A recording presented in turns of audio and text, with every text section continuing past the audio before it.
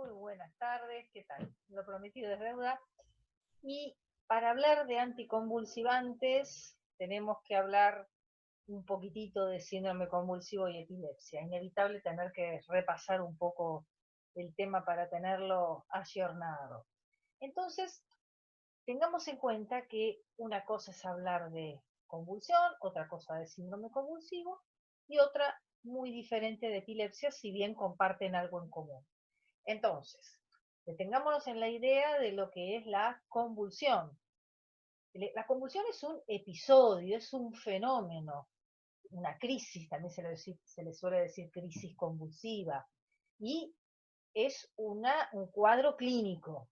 Ese cuadro clínico puede presentarse en múltiples circunstancias en donde se produce una injuria, un estrés en el sistema nervioso central y que tiene como respuesta una descarga anormal paroxística, quiere decir que es repentina, de impulsos eléctricos que son excesivos, están sincronizados y no están alternados. Recuerden que la actividad neuronal tiene cierta alternancia y va abarcando diferentes áreas del cerebro para poder en su conjunto actuar y dar por resultado determinadas acciones. Estas descargas paroxísticas, este cuadro caracterizado por estas descargas anormales y que se producen en forma repentina, se pueden ubicar en un área específica del cerebro y luego extenderse a todo el cerebro.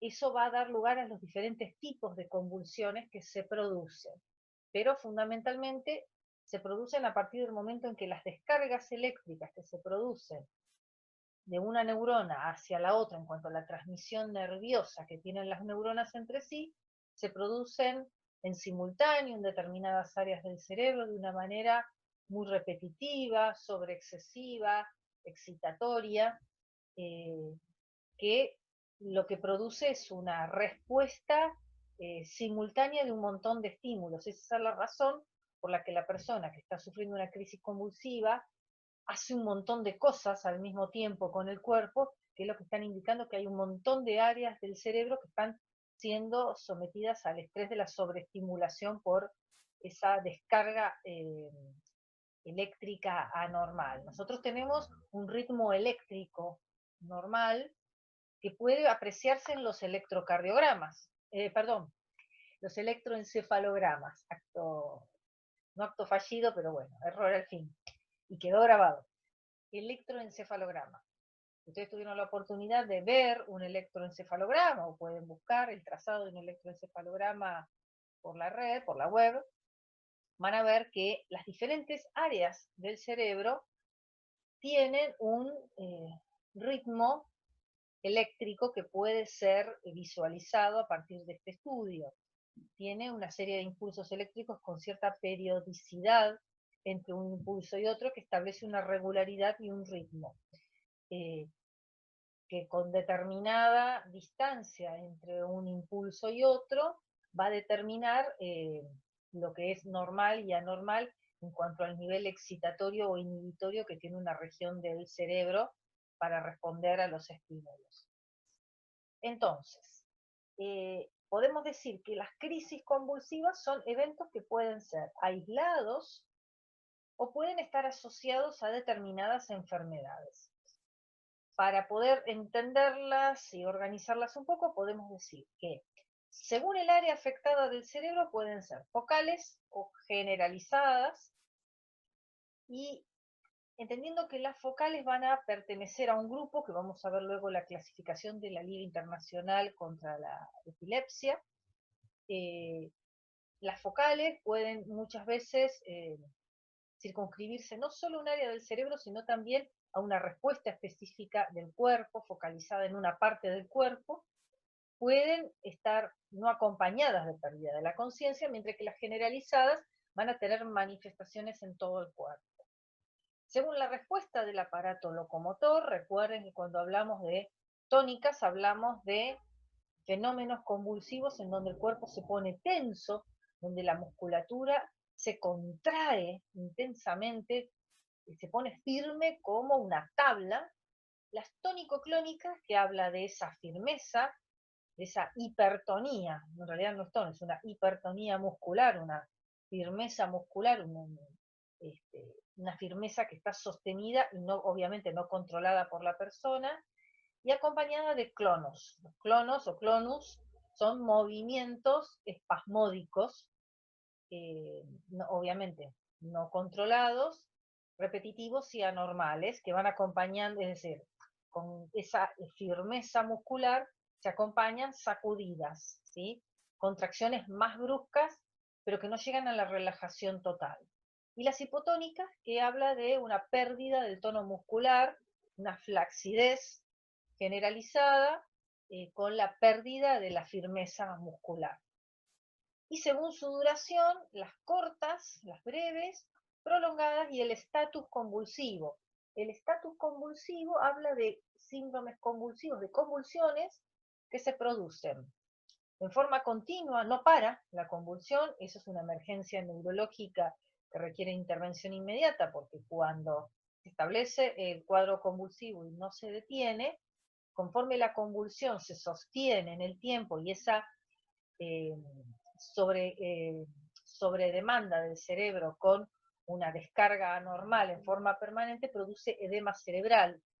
Y es por ese mismo motivo los síndromes, los estatus convulsivos, hay que tratarlos, hay que frenarlos, porque pasados los 3 minutos, el cerebro comienza a sufrir por el exceso de actividad cerebral que va llevando a volcar detritus metabólicos y a dañar las estructuras cerebrales porque se está prolongando la convulsión mucho tiempo, se produce excesos de desechos metabólicos y edema cerebral por una actividad excesiva, una actividad eléctrica excesiva en el cerebro.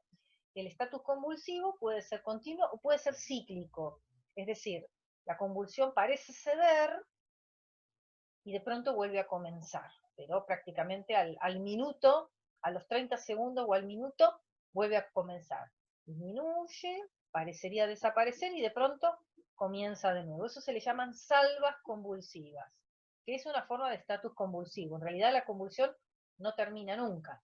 Se dice que termina cuando verdaderamente ha desaparecido y ha desaparecido con una prolongación en el tiempo, que haya un minuto de ausencia de convulsiones, no indica que haya desaparecido. En realidad disminuyó el voltaje y la intensidad de las descargas eléctricas y volvieron nuevamente a aparecer. Por lo tanto, es cíclica y sigue siendo estatus convulsivo. Eso es algo que a veces en la práctica clínica confunde un poco, porque cuando uno está frente a un paciente con un estatus convulsivo y sucede esto, las salvas convulsivas, uno a veces pierde la noción del tiempo y se confunde al pensar que es una nueva crisis que está comenzando, y en realidad es la misma que perdió un poco de intensidad para después volver a ganar intensidad. Eh, con respecto a la presentación visual, bueno, la mayoría de nosotros conoce la convulsión tónico-clónica, que es la que tan mal actúan generalmente los actores en las películas y en las telenovelas, que más que una convulsión hacen una cosa medio rara, pareciera que estuvieran bailando, pero bueno, es habitualmente la crisis convulsiva más completa, por decirlo de alguna manera, en cuanto a sus manifestaciones, que respeta ciertos estadios, la fase tónica, la fase de entumecimiento y endurecimiento de la musculatura, luego la de los movimientos, la clónica, que muchas veces va acompañada primero el tono, luego los clonus, y a veces se alterna con tono y con clonus, según las áreas del cerebro que se vean afectadas. Generalmente en este tipo de crisis se pierde el control de los esfínteres hasta que finalmente la crisis cede y el paciente se relaja totalmente y va recobrando lentamente la conciencia. Durante todo este episodio, si bien parecería que la persona está sufriendo, que la persona está sintiendo algo, en una persona que tiene una crisis tónico-clónica o tónica, o clónica solamente, pero una crisis generalizada, no pierde la conciencia y no tiene noción de lo que está pasando. Eh, Muchas veces sufre el entorno porque considera que la persona está padeciendo alguna molestia, algún dolor, porque muchas veces las crisis convulsivas van acompañadas de sonidos, va acompañada de gritos, de sonidos o de gruñidos que parecerían indicar que la persona está percibiendo algo y en realidad esos sonidos se deben a la intensa contracción de la musculatura del tórax y al clonus de la musculatura del tórax y del cuello, que hace que el sonido al respirar salga forzado por las cuerdas vocales a través de la laringe. Entonces suenan como gritos o gruñidos, pero en realidad no son voluntarios, sino es fruto del pasaje del aire por el cuello, donde la musculatura se encuentra intensamente contracturada o con movimientos de tipo espasmódicos que fuerzan el paso del aire hacia el exterior. Eh, pero sepan que existen otro tipo de crisis y que en general los otros tipos de crisis son más comprometidas. ¿Por qué? Porque, por ejemplo, las crisis parciales simples son muy comprometidas porque pasan desapercibidas. De alguna manera uno ve a una persona comportarse de esta manera y tener un episodio de estas características y dice, acá pasó algo, acá pasa algo. Pero vamos a ver a continuación que hay convulsiones que tienen unas manifestaciones tan sutiles que pasan desapercibidas al punto tal de que una persona puede tener 3 o 4 crisis en un día y el entorno no darse cuenta y hasta la misma persona no darse cuenta con la afectación que cada crisis convulsiva representa para el cerebro. Vulgarmente, el papá de un niño que estaba internado, me acuerdo, donde yo trabajaba en Pleni, me decía, con cada convulsión siento que a mi hijo se le quema el cerebro. No es así literalmente, no, no se le quema el cerebro, pero sí hay que admitir que las crisis convulsivas repetidas en el tiempo y cuando especialmente son prolongadas o llegan a frecuentes estatus convulsivos, van produciendo lesiones en el cerebro a mediano y largo plazo. Lesiones que muchas veces se manifiestan en deterioro cognitivo.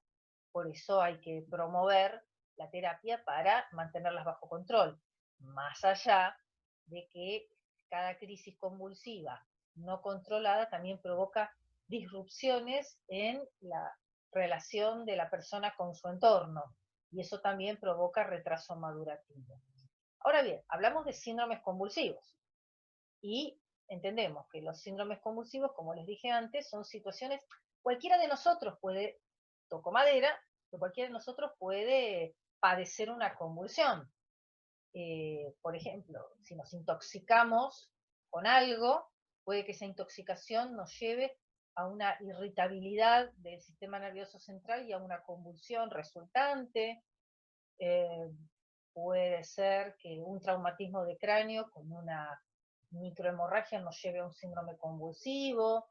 En los niños, una hipertermia muy intensa o inapropiada para la edad puede llevar a un síndrome convulsivo, que son las convulsiones febriles, pero eso no implica que por una convulsión la persona sea epiléptica. La epilepsia es una condición, y es una condición crónica, mientras que el síndrome convulsivo es una manifestación del sistema nervioso central y es un episodio agudo. La epilepsia es una entidad crónica, es una entidad que se caracteriza por la recurrencia en el tiempo de los síndromes convulsivos.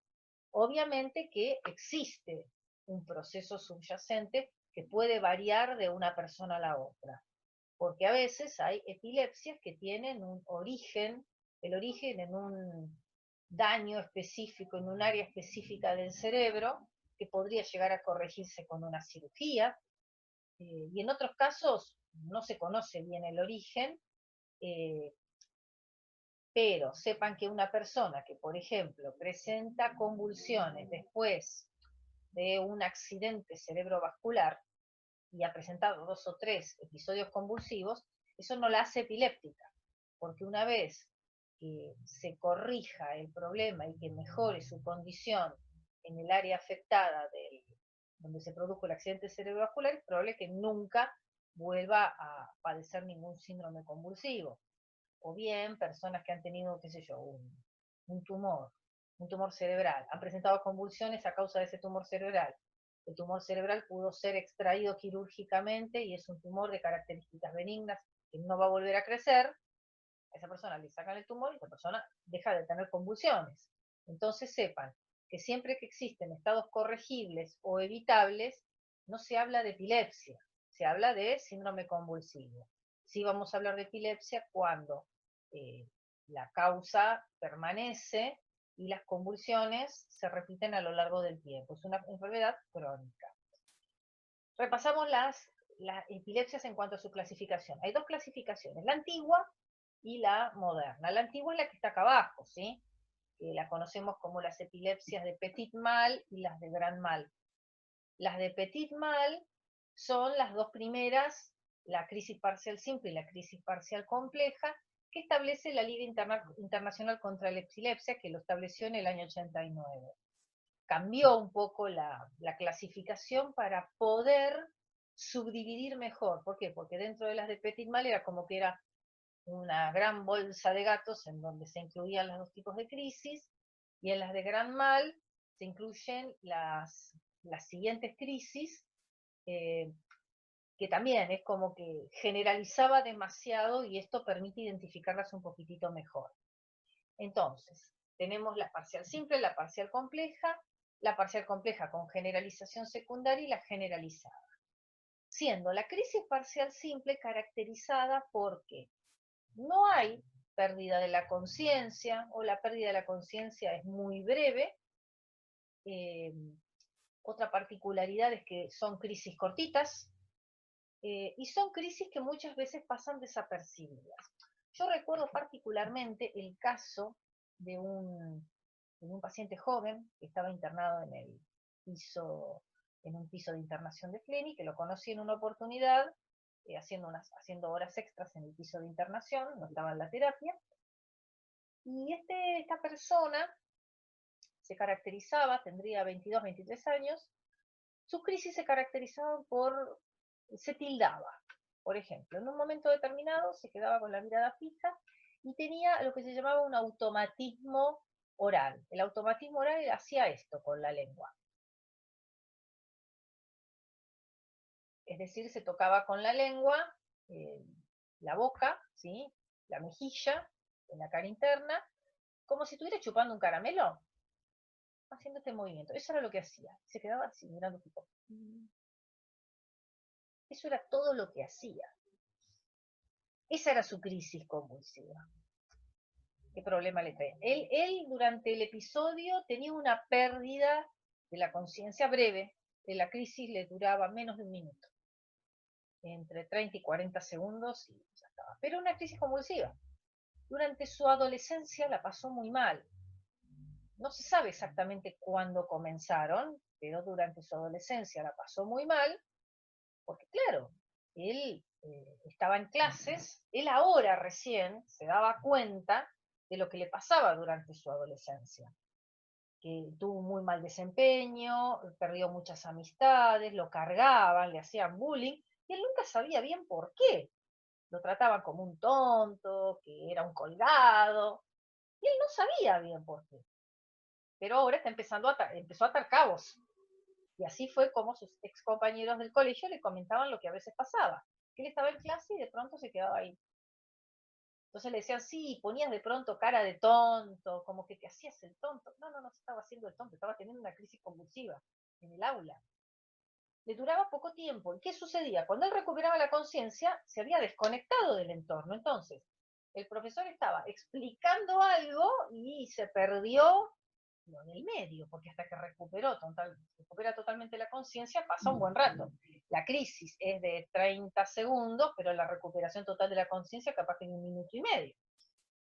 Así, bueno, empezó a tener problemas con las relaciones afectivas, con las novias, comentaba que las novias no le duraban, porque claro, se ponían a charlar de algo y de pronto se tildaba, y la novia interpretaba que la estaba cargando. De hecho, me comentaba risueñamente que en una oportunidad, discutiendo porque él había llegado a una cita, no sé qué había pasado, la novia se pone a discutir con él, y en un momento dice, yo lo único que recuerdo es que se levantó y se fue del café, se fue y me dejó colgado. Después me dijo que yo era un maleducado, porque no le contestaba. No, había tenido una crisis convulsiva y no le podía contestar, y él no sabía qué había pasado en el medio, pobre chico. Así que su adolescencia fue muy dura. Hasta que un día, una vez finalizada la secundaria, se reunió, él tenía 20 años, se reunió su grupo de compañeros a comer un asadito. Y en el asado tuvo una crisis, fue más larga de lo habitual. Y uno de sus compañeros, que estaba estudiando medicina, se quedó mirando, le sonó algo raro, ¿sí? Y lo alertó. Dijo, mira, te pasó esto, ¿vos recordás algo? Dice, ¿qué cosa? ¿Qué? Pero vos te quedaste con la mirada fija. Bueno, él dio el primer alerta. Su familia no lo había llegado a alertar, porque eran crisis muy breves. Y eso le sucedía varias veces al día. O sea que ese cerebro, pobrecito, venía sufriendo varias alteraciones del ritmo y descargas paroxísticas anormales a lo largo de mucho tiempo, y no llegaba a ser una manifestación total. Muchas veces las personas que tienen crisis parciales simples recién llegan a la consulta cuando por casualidad llegan a ser una crisis generalizada. Un día se desató y hizo una crisis generalizada, si no, pasa desapercibido. Y bueno, yo tuve la oportunidad de verlas, las crisis, porque estaban siendo monitorizadas por telemetría, él tenía colocado el electroencefalograma, y yo las podía ver a través del monitor cuando tenía las crisis. eh, y eran, sí, realmente no te dabas cuenta, ¿eh? Era muy raro, era algo, sí, como una persona cuando se te queda ahí mirando, más, no había ningún temblor, ningún cambio pupilar, sí, una ligera dilatación pupilar, pero muy discreta, nada más, ninguna vocalización. Bien, pasamos a la crisis parcial compleja. También son crisis de petit mal, pero se caracterizan porque esas sí tienen esas siempre vienen acompañadas de pérdida de la conciencia breve, y generalmente pueden tener alguna manifestación localizada en alguna parte del cuerpo. Es decir, pueden tener una manifestación, qué sé yo, por ejemplo, en un brazo, un clonus en un brazo, muy breve, así muy discretito, y pierde la conciencia. Como que ya hay una zona del cerebro más abarcativa dentro de la crisis. Y luego, la crisis parcial compleja con generalización secundaria y la generalizada hablan de, por ejemplo, la crisis parcial compleja ya no es pérdida de la conciencia, y no es solamente un clonus en un brazo, sino en el brazo, y se va extendiendo al torso. Ya hay un poquito más del cuerpo abarcado en la crisis. Mientras que la generalizada es la que nosotros conocemos como crisis tónico-clónica, que va precedida de tanto la crisis parcial, eh, la tercera, la crisis parcial compleja, como la generalizada, suelen estar acompañadas de auras, es decir, de sensaciones extrañas que preceden la crisis y que pueden ayudar a que la persona reconozca que está por tener una crisis convulsiva. Esa crisis generalizada se caracteriza generalmente por un episodio de tipo tónico. Generalmente primero la persona pierde la conciencia, luego comienza gradualmente a entumecerse y a generar el tono, a rigidizar la postura. Eso se mantiene por un espacio de unos 20 segundos aproximadamente, para luego comenzar con los movimientos espasmódicos de los músculos, que van incrementándose porque van abarcando primero las extremidades para luego generalizarse a la musculatura del torso y a la musculatura de la cara. Recuerden que cuando involucra la musculatura del torso va a involucrar la mecánica ventilatoria. Por ese motivo, muchas personas que sufren una crisis generalizada se ponen cianóticos, porque en ese momento no pueden ventilar adecuadamente.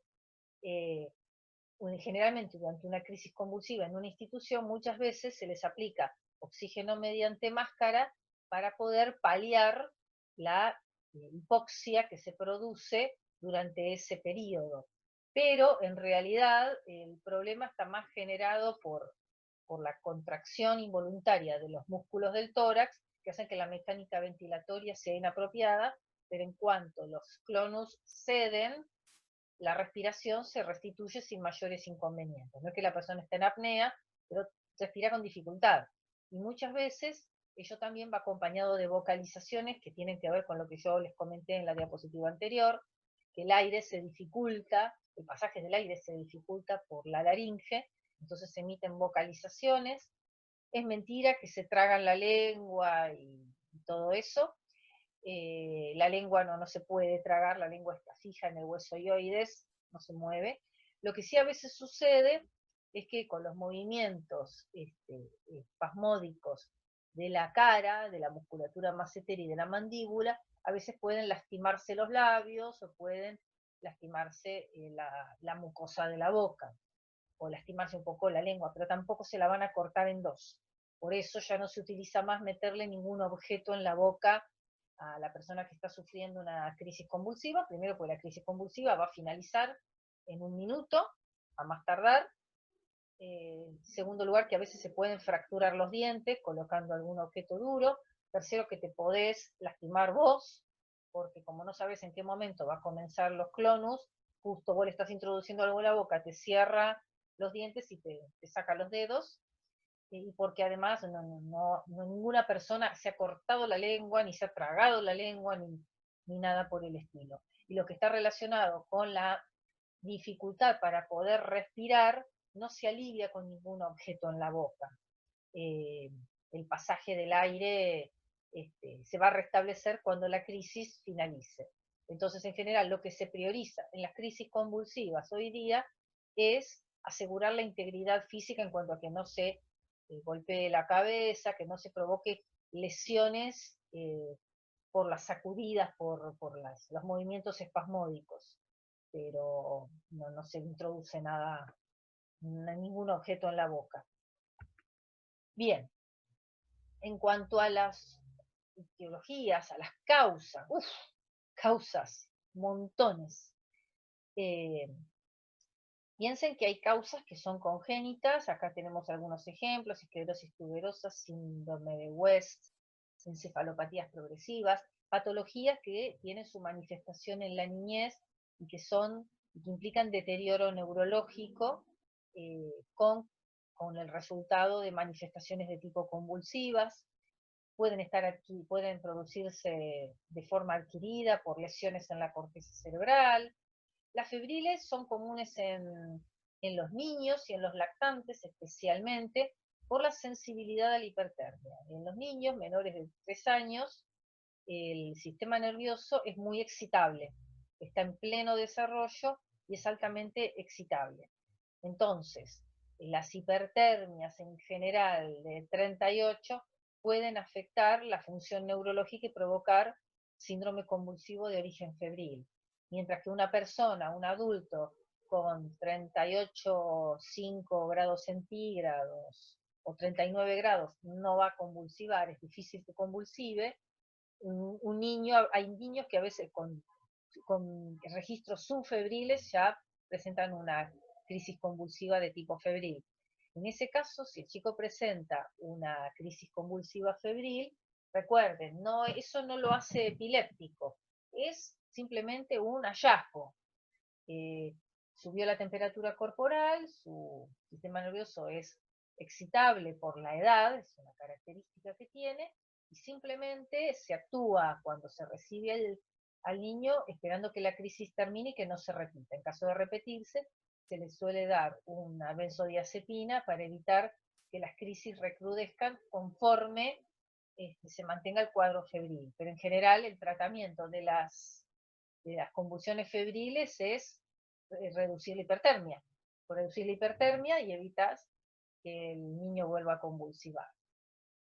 Pueden generarse convulsiones por por situaciones de toxicidad, ya sea a fármacos, hay fármacos que potencialmente pueden dar como efecto adverso convulsiones, o también la sepsis, las infecciones generalizadas por las toxinas que se vuelcan al torrente sanguíneo pueden alterar la conducción bioeléctrica del cerebro. También podemos pensar en las de origen metabólico, que obviamente alteran la transmisión nerviosa y particularmente la neurotransmisión, como la hipercalcemia, hipoglucemia. La encefalopatía hepatoamoniacal es a partir de las hepatopatías y de las hepatitis, se produce volcado tóxico de sustancias que precisamente son metabolizadas y trabajadas en el hígado. Y también incluimos las neurometabólicas, que es una variedad de enfermedades que afectan a los neurotransmisores, que es lo que vamos a ver a continuación para poder entender la terapia anticonvulsivante. Y por último, la palabrita preferida en los exámenes finales, las idiopáticas, es decir, no sabemos. Si se olvidan de las causas que pueden llevar a una epilepsia, ok, listo, decimos idiopáticas y con eso por lo menos tenemos algo de qué hablar. Y zafamos. Las idiopáticas son aquellas que, descartando todo lo previo, no tienen una causa específica, al menos conocida al día de la fecha. Tratamientos para la epilepsia. Ahora vamos a hablar de la enfermedad crónica, es decir, el síndrome convulsivo de manifestación crónica de epilepsia. Por un lado, la monoterapia farmacológica. Pacientes que, por suerte, pueden responder favorablemente a la administración de un solo fármaco, dentro de la familia de fármacos y la clasificación de fármacos anticonvulsivos. Otros, lamentablemente, necesitan más de uno, combinaciones para poder controlar su crisis, la politerapia. Y la tercera posibilidad, en realidad hay 4 posibilidades, hay otra más que acá me está faltando, que es la dieta cetogénica. La tercera posibilidad es la cirugía de la epilepsia, que consiste en determinar el foco epileptógeno. Con estudios de imágenes se trata de determinar, se hace que el estudio, la cosa funciona así. Primero se le suprime al paciente las drogas anticonvulsivantes, se lo interna para que convulsive en forma natural, y cuando realiza la convulsión, postconvulsión, se le administra una sustancia radiactiva, el tecnesio, se le inyecta por vía endovenosa y se lo lleva a resonancia magnética. Entonces el resonador va a captar la sustancia, el tecnesio, como sustancia de contraste, que se va a adherir a aquellas neuronas que estuvieron excitadas durante la crisis convulsiva. La idea es primero identificar bien el foco epileptógeno para poder saber qué parte del cerebro se puede llegar a extirpar para eliminar el foco epileptógeno. Para ello se tienen que dar ciertas condiciones, como que, por ejemplo, ese foco epileptógeno se encuentra en un área ciega del cerebro, es decir, en un área del cerebro que no afecte funciones motoras ni funciones cognitivas. Si bien todo el cerebro es importante, hay áreas del cerebro que se dicen áreas ciegas, en las que si se quita esa porción de corteza cerebral, esa porción de corteza cerebral puede fácilmente ser reemplazada en funciones por otras redes neuronales. Si los focos son muchos, o si el foco se encuentra en un área sensible del cerebro y que no puede ser removida, lamentablemente la cirugía de la epilepsia no funciona. Y la cuarta posibilidad es la dieta cetogénica. Es una dieta especial basada en grasas, fundamentalmente, que apunta a suprimir nutrientes para crear un estado de cetosis. Suprime las proteínas y suprime los hidratos de carbono, que prácticamente es una dieta que se basa en lípidos para crear permanentemente un estado de cetosis y aumentar los cuerpos cetónicos en orina y aumentar es decir, generar una cetoacidosis a nivel plasmático, para de esa manera generar un estado de ayuno inducido. Cuando nosotros permanecemos en ayunas, consumimos recursos proteicos que van a aumentar el nitrógeno ureico en nuestra sangre y vamos a acidificar nuestra sangre. Hasta tanto volvamos a ingerir alimentos y equilibremos ese déficit, ese cambio corporal. Bueno, se ha descubierto que los estados de ayuno desfavorecen la respuesta excitatoria neuronal y con ello disminuyen la probabilidad de crisis convulsivas.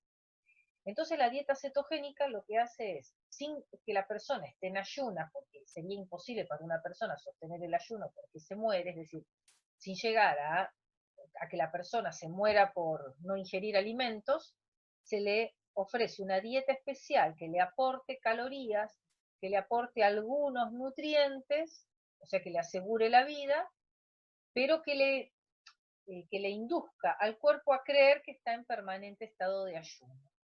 Es una dieta bastante complicada y difícil de implementar, es muy sacrificada, porque no es rica, porque está muy restringida, muy limitada, la persona no puede comer cualquier cosa, tiene que ser seguida en forma estricta y generalmente se sostiene no más de 3 años. A lo largo de esos 3 años se espera que la reactividad neuronal disminuya y con ello se puedan reducir los fármacos anticonvulsivantes. La dieta cetogénica se utiliza en epilepsias de muy difícil tratamiento, donde la cirugía de la epilepsia fracasa, cuando la politerapia es inmanejable. Es el último recurso la dieta cetogénica. Hay que admitir que no es el primer recurso, no es milagrosa.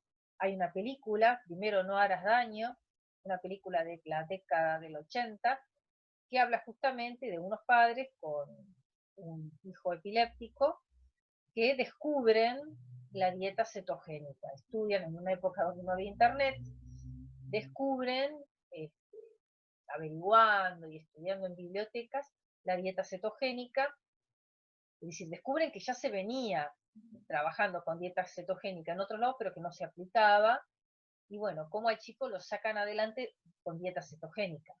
La película, como toda obra hollywoodense, los pone a los padres como unos héroes, y todo lo demás, y los médicos le negaron, bueno, pero no es tan así tampoco. El tema es que la dieta cetogénica no la maneja cualquiera, no la conoce cualquiera, y tampoco funciona en cualquiera, no es milagrosa tampoco. De hecho, muchos pueden recrudecer sus crisis convulsivas en el futuro. Pero es importante que los médicos la conozcan para también darle a los padres una alternativa, cosa que ahí sí estoy de acuerdo con la película, que hay que admitir que el personal médico que seguía este caso no había aportado demasiado como para investigar otras alternativas terapéuticas. Vamos entonces ahora a sumergirnos en la terapia anticonvulsivante con fármacos. Para ello vamos a tener que recordar cómo es la neurona, ¿sí? La neurona es una unidad funcional que tiene un cuerpo, tiene unas salientes tipo ramitas llamadas dendritas, un cuerpo, ¿sí? Un cuerpo axónico que a su vez se subdivide hasta llegar a una terminal que se llama botón sináptico. Este botón sináptico va a entrar en contacto con las dendritas de la próxima neurona. Recuerden siempre que las neuronas no se tocan nunca. Transmiten su impulso nervioso por una acción química, ¿sí? A través de sustancias transmisoras, de neurotransmisores. Las dendritas y los botones sinápticos se acercan y transmiten el impulso a través de una sustancia, pero no pueden tocarse entre sí, entran en cortocircuito. Bien, ¿por qué queremos saber esto? Porque las drogas anticonvulsivantes actúan acá en los dos botoncitos, en los puntitos, actúan en los botones sinápticos, ahí es donde tienen su centro de operatividad, por decirlo de alguna manera. Entonces, el botón sináptico, tenés la vesícula sináptica y luego tenés la dendrita postsináptica. sináptica. Tenés la conexión presináptica y postsináptica. Esa unión, ¿sí?, que es una unión de tipo química, va a depender de la acción de los neurotransmisores y también va a depender de canales que existen en el botón sináptico a través del cual se va a transmitir el neurotransmisor a través de esas compuertas de calcio.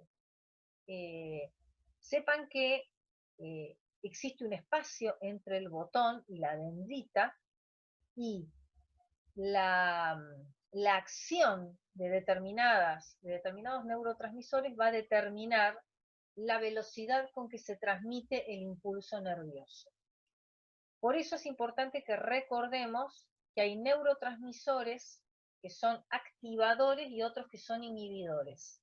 Es decir, hay neurotransmisores que cuando están presentes lo que hacen es acelerar el impulso y la actividad de transmisión de un impulso nervioso hacia la otra neurona, mientras que hay otros neurotransmisores que lo que hacen es frenar esa respuesta. Es un poco como el juego de la acción del simpático y el parasimpático en el sistema nervioso periférico.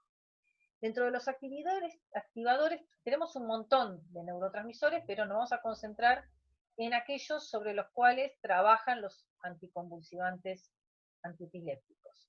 Acetilcolina, la adrenalina, la dopamina, glutamato y la histamina. Son activadores. Funcionan como aceleradores y activadores de la respuesta neuronal de transmisión nerviosa de una neurona a la otra. Y los inhibidores, el ácido gamma aminobutírico y la serotonina. ¿Hay más? Sí, hay más. Miren todos los que hay, ¿sí? Los que mencionamos están dentro de las aminas diógenas. Pero fíjense también que tienen el glutamato, el aspartato, la taurina. ¿Recuerdan la taurina, el aminoácido taurina presente en las leches modificadas de los bebés? Bien, fíjense ustedes que esta molécula pequeña de aminoácido interviene también como neurotransmisor. Péptidos opioides, las endorfinas.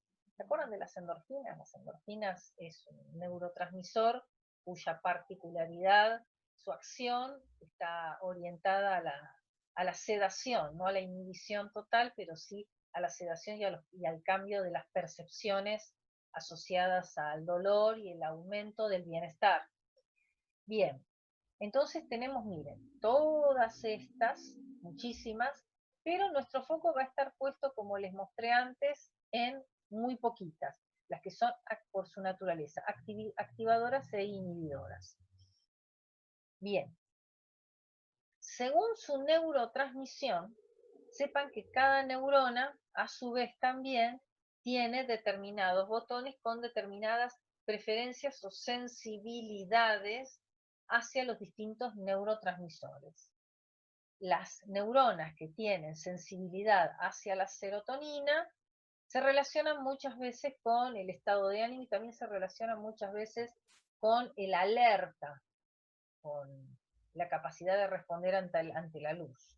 Las dopaminérgicas son las neuronas que tienen predominio de respuesta hacia la dopamina, es decir, en sus botones sinápticos tienen mayor prevalencia a la acción de la dopamina y se relacionan a las conductas adictivas. Se habla mucho, por ejemplo, hoy día de la dopamina y las redes sociales, y cómo los estímulos de las redes sociales activa el circuito dopaminérgico en el cerebro y estimula los botones sinápticos que son afines a este neurotransmisor, generando una conducta más repetitiva en el tiempo para generar satisfacción. Somos pura química. Las GABAérgicas, que son las que responden al ácido gamma aminobutírico, que tiene la particularidad de aplacar, de sedar, de inhibir la velocidad de respuesta de una neurona a la otra, y las glutamatérgicas, que responden al glutamato. El glutamato responde a la excitación, interviene en la aceleración de la transmisión nerviosa, y muchos de los anticonvulsivantes que vamos a ver van a estar centrados en estas dos últimas, en las GABAérgicas y en las glutamatérgicas.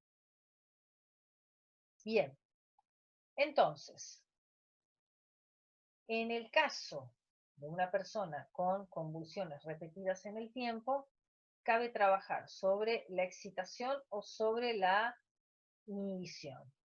Evaluar primero si el problema se genera por un exceso, por una sobreestimulación de las neuronas, o porque lo que se produce es un déficit de los mecanismos inhibitorios. Si, según los estudios que puedan realizarse sobre la persona, se determina que lo que existe es un déficit de la inhibición, se va a trabajar sobre este ácido, sobre el ácido gamma aminobutírico. Si en cambio hay un exceso de excitación, probablemente haya que trabajar con el glutamato. Y en conjunto junto con el glutamato también se trabaja con el ácido N-metil aspartico, que interviene junto con el glutamato para establecer y sostener en el tiempo el control sobre la excitación neuronal. Bien.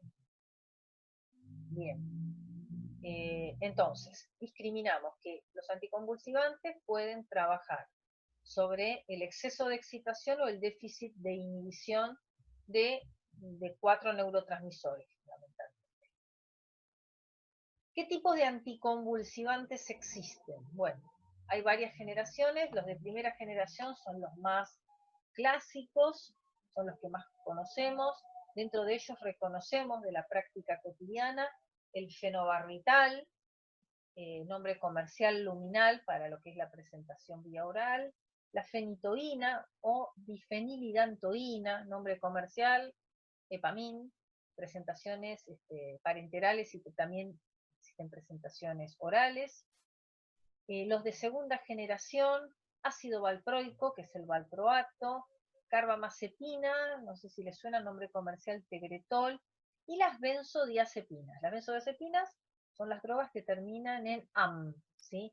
Diazepam, midazolam, lorazepam, alplazolam. Todas las que terminan en am son benzodiazepinas, que tienen efecto hipnótico y sedante dependiendo de cuál de ellas se trata.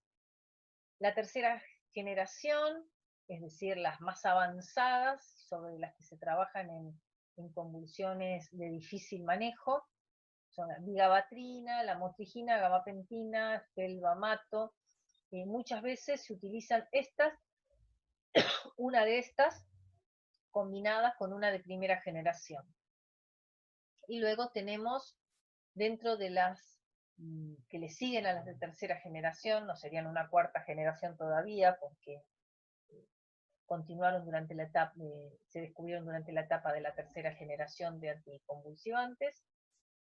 Hay varias, de todas la más conocida es el topiramato, Topamac, bastante utilizado, que muchas veces se combina topiramato con alguno de segunda generación y alguno de primera generación. Eso serían las combinaciones que se hacen en muchas oportunidades para lo que es politerapia farmacológica. En cuanto a las familias, fíjense que tenemos fenobarbital, metarbital, quinidona, fíjense que tenemos todos estos para las sidantoínas. Igual hay algunos que van a ver que son de uso muchísimo más corriente, ¿sí? Dentro de barbitúricos y derivados, el uso más corriente es el fenobarbital. De las sidantoínas es la difenilidantoína, es el más conocido y el que más se utiliza en lo cotidiano.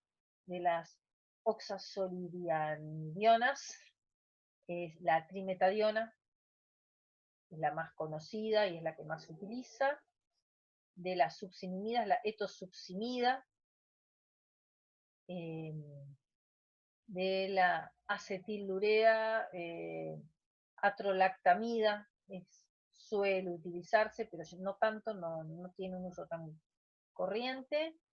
Glutarimidas, pocas veces se utiliza. sulfonamidas inhibitorias, acetosolamida, es la que más frecuentemente van a ver en los planes terapéuticos, y las benzodiazepinas se utilizan todas. En general van a encontrar que se combinan todas.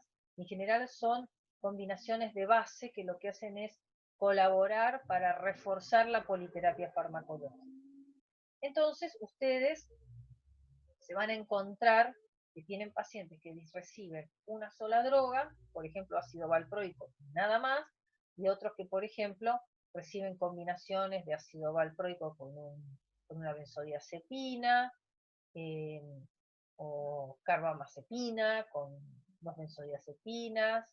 Eh, Van a ver que cada epilepsia tiene un esquema específico de acuerdo al tipo de respuesta neuronal que tiene el cerebro con el tipo de epilepsia que se presenta. ¿Y cómo actúan? Bueno, actúan sobre los mecanismos como habíamos dicho antes, inhibidores o excitadores, es decir, disminuyendo la excitabilidad o aumentando la inhibición, una de las dos cosas. ¿Y cómo lo hace? En general, lo hace a partir de la inactivación de canales de sodio, que lo que evitan es el pasaje de los neurotransmisores excitatorios, la inhibición GABAérgica a través de benzodiazepinas y barbitúricos, que lo que hace también es trabajar sobre, o sea, trabajan intensamente sobre la inhibición que produce el ácido GABA-aminobutírico. El bloqueo de estos canales, los canales de calcio, lo que hacen es facilitar la neurotransmisión a través de estas sustancias, que no se tocan entre sí, pero que se transmiten a través de los canales, desde la dendrita desde el botón presináptico hacia la dendrita,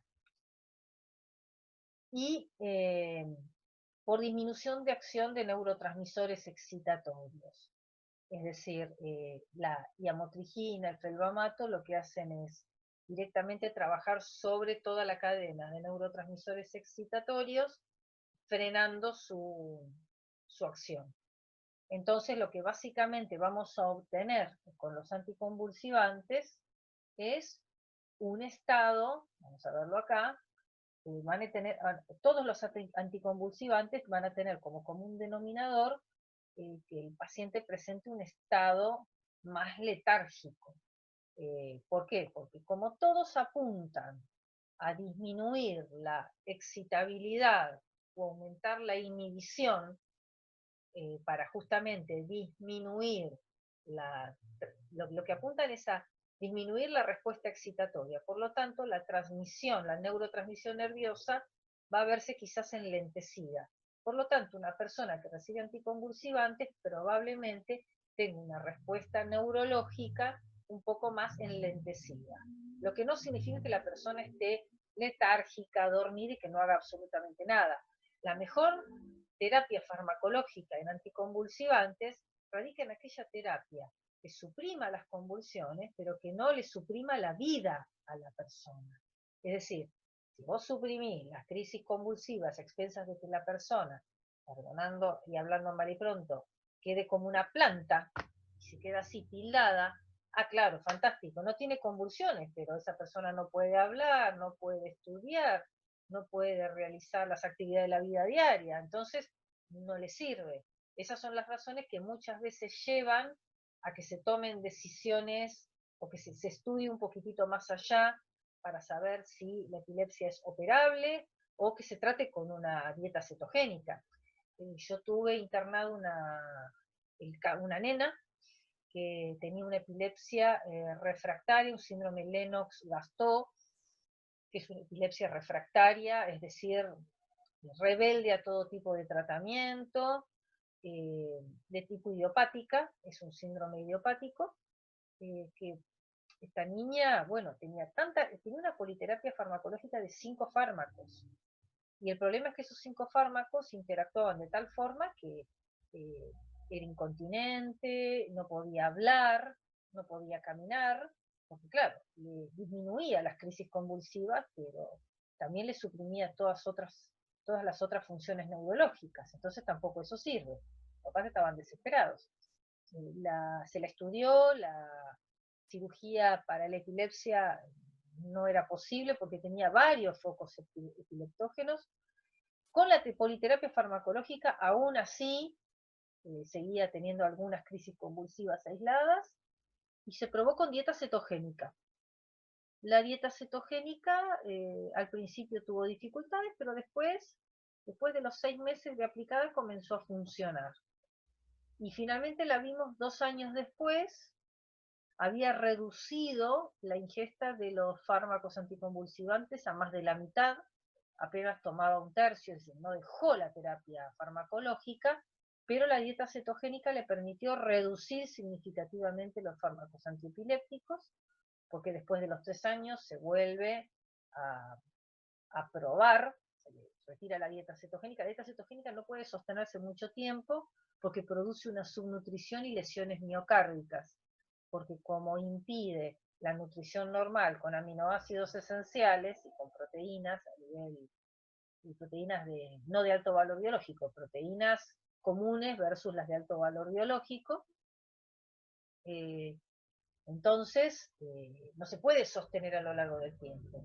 Pero bueno, el tiempo que pudo sostenerse permitió que las neuronas se mantuvieran en estado de reposo, disminuyeran su nivel excitatorio y con el tiempo no requiriera volver a los fármacos anteriores. Entonces, cuando nosotros la volvimos a ver, 2 años y pico después, era una nena que ya podía hablar, que podía caminar y que había logrado el control de esfínteres. Y lamentablemente se había perdido una larga etapa de su crecimiento, pero bueno, le quedaba todavía mucho por recorrer y por lo menos había recuperado cosas que hacen a poder vivir su vida en plenitud, porque de qué le sirve no tener convulsiones si tampoco no puede comer por sus propios medios, no puede caminar, no puede aprender. Entonces le arreglamos una cosa, pero le desarreglamos otra. Como ven, los anticonvulsivantes no son gratuitos, tienen bastantes efectos adversos. En cuanto al, al, al pronóstico de las epilepsias, recuerden que siempre el pronóstico de las epilepsias va a depender de un montón de cosas. Va a depender de que realmente la persona suprima sus crisis convulsivas efectivamente. Si a pesar del tratamiento farmacológico las crisis persisten, evidentemente estamos ante un fracaso y hay que reconsiderar los medicamentos que está tomando o considerar terapias alternativas. El pronóstico, es decir, la mejora de la enfermedad a lo largo del tiempo, también va a depender de la continuidad del tratamiento. Recuerden que durante el embarazo y la lactancia hay que hacer ajustes porque esos medicamentos pasan al bebé a través de la placenta y a través de la lactancia. Por lo tanto, muchas veces las mamás epilépticas son estimuladas a que dejen la lactancia y que los chicos reciban lactancia artificial para evitar que el chico ingiera parte de los anticonvulsivantes, y en general el seguimiento del embarazo es muy estrecho porque a la mamá no puede dejar los medicamentos anticonvulsivantes, pero hay que reconsiderar aquellos que potencialmente sean teratogénicos para reemplazarlos por otros. Cuando se trata de epilepsias en niños, conforme el chico va creciendo, hay que hacer ajustes de las dosis. Es muy común que niños epilépticos, los niños epilépticos lleguen a una guardia pediátrica con alguna crisis convulsiva justo cuando han experimentado una etapa de crecimiento.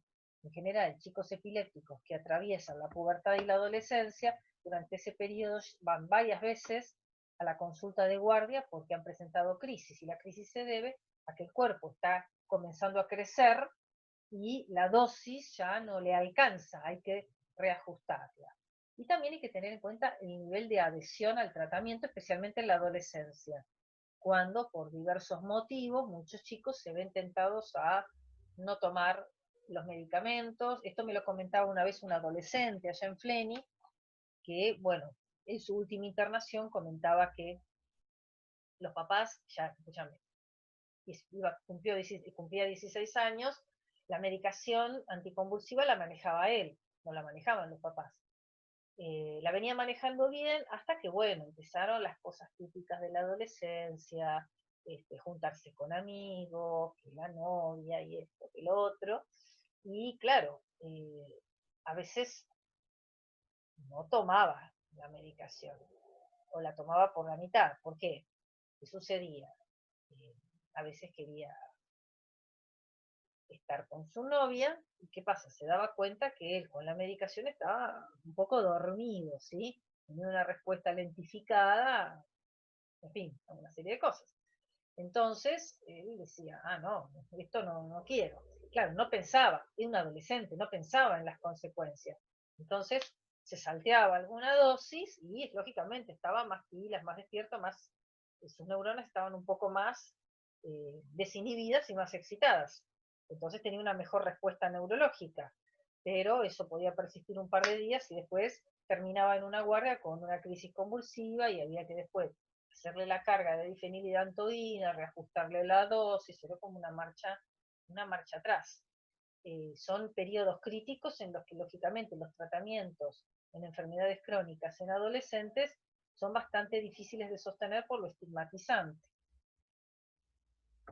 Y con respecto a los efectos adversos, repasamos que también, aparte de lo que tiene que ver con la depresión del sistema nervioso central en términos generales, puede pueden también presentarse síntomas gastrointestinales asociados también a la depresión del sistema nervioso central, con plenitud gástrica, en algunos casos con constipación, o en ocasionales casos con diarrea, pero en general con mayor tendencia a la constipación por la inhibición del sistema nervioso central y la disminución de la excitabilidad, eritemas, que a veces son dosis dependiente, el ácido valproico suele provocar, la carbamazepina también suele provocar eritemas, alteraciones hematológicas que también predominan el ácido valproico trae muchísimas alteraciones hematológicas, la lamotrigina también, con anemia, plaquetopenia, agranulocitosis, es decir, pérdida de granulocitos, con alteración en la inmunidad, toxicidad hepática, dosis dependiente también. Entonces son medicamentos que hay que vigilarlos con bastante frecuencia. En general, las personas que reciben medicamentos antiepilépticos tienen que tener 2 chequeos sanguíneos al año para justamente evaluar lo hematológico y lo hepatotóxico, especialmente cuando reciben dosis altas y las vienen recibiendo de hace mucho tiempo. En cuanto a nuestra participación y asesoramiento frente a la terapia anticonvulsiva, hay 5 puntos que tenemos que tener en cuenta. En primer lugar, conocer los medicamentos, y para ello, vademecum en mano, prospecto en mano. Cuando no conocemos un medicamento, tenemos que hacernos de 5 minutos para leer su prospecto y conocerlo en profundidad. Tengan en cuenta que hay medicamentos que tienen una recomendación de administración preprandial o postprandial y que a veces pueden tener interacciones medicamentosas o alimenticias. Ejemplo, la difenilidantoína, ¿sí? O la fenitoína con la leche, ¿sí? En general, se recomienda, si un paciente va a desayunar, la fenitoína se recomienda ser administrada en ayunas. Y si es un paciente que está recibiendo alimentación enteral por sonda nasogástrica, se recomienda suspender la alimentación enteral 30 minutos y luego de los 30 minutos recién administrarle a través de la sonda la difenilidantoína o la fenitoína diluida en agua, porque interactúa inapropiadamente con los lácteos, se adhiere al lácteo y se disminuye la absorción del medicamento a nivel sistémico. Otro detalle importante es respetar los horarios. Por ejemplo, si yo tengo que administrar un anticonvulsivante a las 4 de la tarde, tengo varios medicamentos que administrar a las 4 de la tarde. Un anticonvulsivante, un antibiótico y un analgésico. A 3 pacientes diferentes. Voy a tener que evaluar los horarios para ver a quién le administro primero. Lo más probable es que me adelante y administre el analgésico a la persona que esté con dolor, con anticipación, a las 3 menos cuarto, a las 4 de la tarde el anticonvulsivante y a posteriori el antibiótico, en ese orden. Pero es muy importante respetar el horario porque vamos a suponer que ante un problema a la hora de administrar los medicamentos yo tengo que elegir entre el medicamento, retrasarlo un poco o adelantarlo un poco. Es preferible que se dé por adelantado. Si yo, por una serie de pacientes que tengo con los que tengo que trabajar en la administración de medicamentos, sé que probablemente me pueda atrasar, si tengo que elegir entre dárselo a las 4 y cuarto o a las 4 menos cuarto, prefiero dárselo a las 4 menos cuarto. Esto es para asegurar la carga del fármaco en sangre, porque en los pacientes epilépticos hay que asegurar que el fármaco no decaiga. Y en general el plan farmacológico va a ir de la mano del sostenimiento de la meseta dosis dependiente del fármaco. Sí hay que llevar un control de la respuesta neurológica y estar atento a los cambios en el alerta, en la atención, la actividad, postura, reflejos, en las funciones fisiológicas. El paciente dejó de comer, está comiendo, elimina diuresis y catarsis en forma regular. Recuerden que muchos pacientes, al disminuir su excitabilidad neuronal, van a tener también constipación, pueden tener retención urinaria. Entonces tenemos que estar atentos a la respuesta neurológica en cuanto al nivel de pérdida de la excitabilidad y de reactividad neuronal. Esto va de la mano del punto 4, determinar el nivel de presión o excitación del sistema nervioso central. Determinado también que si hay todavía un nivel de excitación significativo, en que la persona está muy pilas, puede ser que se necesite lograr una sedación mayor. Ojo, cuando hablamos de sedación no estamos hablando de dejarlo planchado al paciente, sino que es esperable que con una terapia epiléptica, con una terapia anticonvulsivante, la persona esté quizás más inhibida o más aplacada, precisamente por el mecanismo de acción que tiene, por esos dos grandes mecanismos. Recuerden, el mecanismo de la disminución de la excitabilidad o del aumento de la inhibición de los neurotransmisores que actúan sobre la inhibición. Y considerar la respuesta farmacológica en función de la vía de administración. Recuerden que hay anticonvulsivantes que de acuerdo a la vía de administración tienen determinadas respuestas físicas. Por ejemplo, recuerden que la fenitoína o difenidantoína es un potente antiarrítmico. Por lo tanto, cuando es administrado por vía intravenosa, debe ser administrado mediante perfusión lenta. No puede ser administrado en bolo porque produce una arritmia severa y puede inducir un paro cardíaco. El fenobarbital es un potente hipotensor. Por lo tanto, personas con valores de tensión arterial por debajo de lo normal, en las que se les deba administrar fenobarbital por vía intravenosa, hay que controlar la tensión arterial posterior a la administración para evaluar que no haya una caída significativa de ese valor.